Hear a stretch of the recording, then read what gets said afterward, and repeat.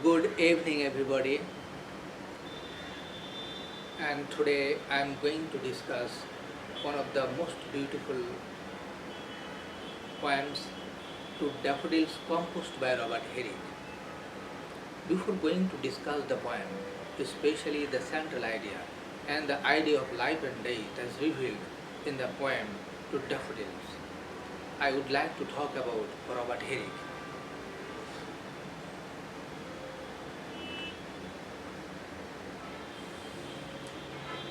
Robert Herrick was a 17th century English lyric poet.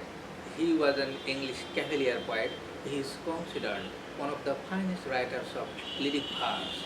He wrote about nature, love and religion in the poems to blossoms, to daffodils and others. He finds a classic expression for his love of nature and country life. He is mainly famous for her two books. The first one is Hesperides, which is a collection of some 1200 poems dealing with different sentiments of human beings and was published in 1648. And his second book is Noble Numbers, which is also a collection of some short poems dealing with sacred subjects.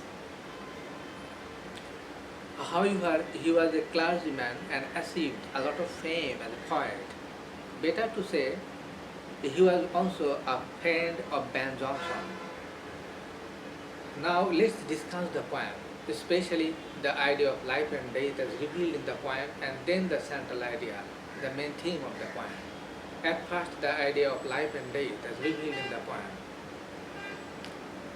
Our poet Robert Herrick beautifully brings out some similarities between man and daffodils in his poem to Daffodils. The poet feels very sad and weeps to see the quick end of the beautiful flowers because it reminds him of the shortness of human life. The poet says, "Fair daffodils, we weep to see you haste away so soon." Then the shortness of time. The shortness of time is also revealed in this beautiful lyric. The daffodils, the beautiful flowers, live for a short time. They bloom early in the morning and wither away before it is known. Similarly, man's life is all on earth is also very transient and short. Like beautiful daffodils, he has to depart from this beautiful world without delay. And next, the shortness of youth is also revealed in this beautiful lyric. The poet finally refers to spring because man's life on earth is as transient as the beauty of the daffodils. We see that the daffodils lose their beauty and freshness very quickly. Their petals become dry and don't have any attraction for the lovers of flowers. Similarly, man loses his youth, energy, spirit very quickly and returns to the old stage. From our study, we also see the growth of direction of growth. The daffodils come out from the bud scale and scatter their petals and grows very quickly to meet decay and death. Similarly, man proceeds through his childhood, middle age, and old age, and runs very fast towards his death.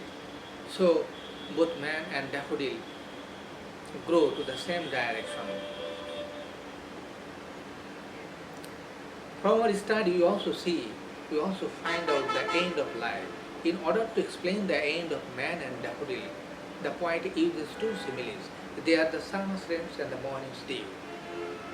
In summer, we see that the earth becomes dry, so it chucks up the raindrops very quickly. Similarly, man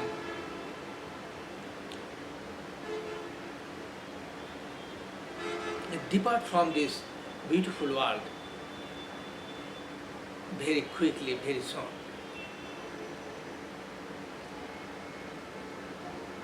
Then the sun morning's dew. The morning's dew looks like pearls. When the earth becomes hot and hotter, the raindrops evaporate in the air. Similarly, the life of daffodils and man vanishes very quickly. But the poet requests the daffodils not to haste away so soon and to stay up to the evening because he wants to depart from this beautiful world with the short-lived daffodils together. His earnest request is, stay, stay, until the hasting day has run up to the even sun. Finally, we see that the poet reminds the readers of that certain day which is lying near. The poet also advises us to complete our hopes and aspirations, dreams as early as possible because we have to say goodbye to this beautiful world without fulfilling many of our wishes. Then the central idea or the main theme of the poem. Futility, then, futility of human existence or the transientness of human life on earth. Like the fair daffodils, the summer's rains and the morning's dew is the central theme of the fine lyric to Daffodils composed by Robert Herrick. Actually, the poet compares a human life with three objects of nature. They are the short-lived daffodils, the summer's rains and the morning's dew. Besides, he also refers to spring because man's youth is as transient as the beauty of the fair daffodils. So that's all for today. Thank you very much for your cooperation and coordination.